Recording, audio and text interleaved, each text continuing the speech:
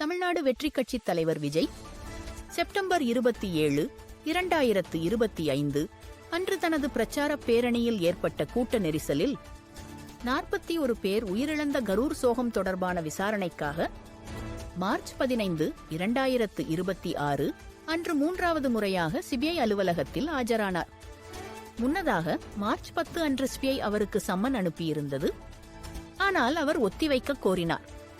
நடந்து வரும் விசாரணையின் ஒரு பகுதியாக ஜனவரி 12 மற்றும் 19 ஆகிய தேதிகளில் அவர் ஏற்கனவே விசாரணைக்கு உட்படுத்தப்பட்டார்.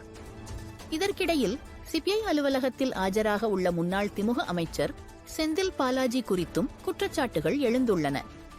கூடுதலாக வரவிருக்கும் சட்டமன்ற தேர்தல் காரணமாக விஜயின் ஜனநாயகன் திரைப்பட வெளியீடு ஜூன் மாதத்திற்கு ஒத்திவைக்கப்பட்டுள்ளது. Download ShareChat.